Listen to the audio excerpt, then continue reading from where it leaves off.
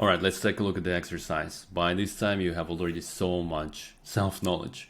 You worked on your vision, you worked on your mission, you worked on your values, you thought a lot about who's your target audience and who do you want to serve for, who's the community you want to serve to, and what's your ikigai, what's the vision, what people are willing to pay for. And you must have a pretty clear understanding about what you want to do. With that, you just need to translate it into marketing, right? So complete this self-reflection. And again, lean on your core strengths. What are your values and principles? How do you describe yourself, and how do you want people to describe you in 3 words, right? What would encapsulate your brand? What specific value do you offer? This one is important, and you now can leverage fully this tool, empathy mapping exercise, to create your ideal candidate profile, your ideal audience, and understand who exactly are you catering to. How do you envision the impact? Okay, they receive your message. What's supposed to happen? Very importantly, think about a USP, right? Unique selling proposition. What distinguishes you from others? If there is you and there are 20 people in the room who are offering that, how does it make your solution better? What makes you unique? And I always tell you that the answer lies in the life you've led. What happened in the past, because you're one of a kind, you're unique, you're unprecedented. No one ever been like you, no one will ever be. You're one of a kind. And the only thing to do is to bring this into the world and be the niche of one.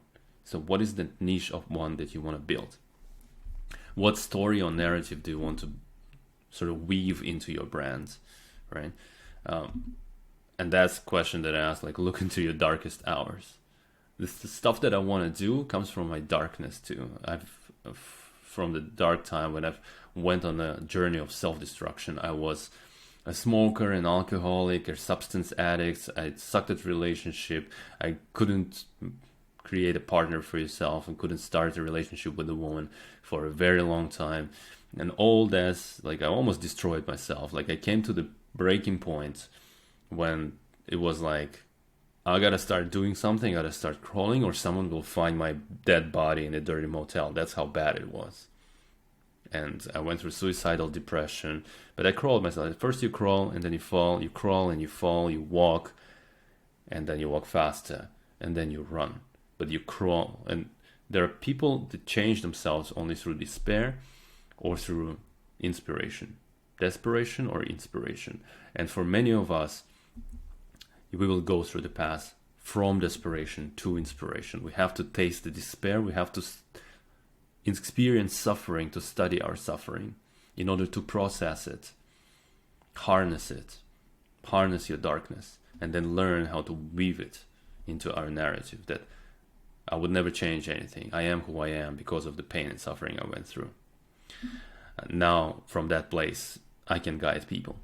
Who are the people in your network? Again, what resonates with you and their brand, their mission, someone you would want to support, right? It's a being a solopreneur, being a niche of one, carrying your message and being a champion of it. It's a lonely path, but it's not that lonely if you have people, if you have a network of people who are doing similar work and you can support each other. Miracle Morning, one of the most instrumental coaching exercises. You imagine you go to sleep, you wake up, something happens, miracle happens, and you wake up with this beautiful brand for yourself. How would that look like for you? How would you want to be known in the field or in the industry? One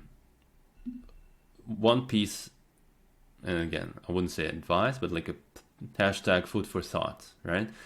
Building personal brand is simply documenting your journey. We're going to talk about imposter syndrome more, but I know many people sit there and just paralyzed about who am I to speak? What do I have to say? Don't overthink it. Execute your way through self-doubt. You are who you are with all your learnings and insights, right? Think about what's the worst case scenario that's going to happen. But practically, it's like building in public. It's journaling in public. That's all it is.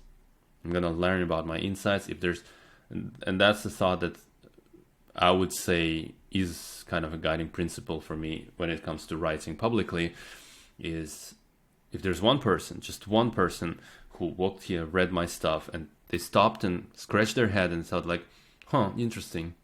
Never thought about it this way. My job is done. If I flip their narrative upside down, if I made them think, my job is done. You create one independent thinker, and one independent thinker goes and changes the world. And that's what I do. That's my work. That's what brings me joy. Same thing, right? After you've completed all your reflection, right? You can do this. You can do the ChatGPT, copy paste it. I want to crystallize my personal brand. I want to build a reputation of blah blah blah, and based on my writing, crystallize what it would look like for me. Good luck with this exercise, and let me know. I would want to see more and more people who bring their best, bring their light into the world. Good luck with that.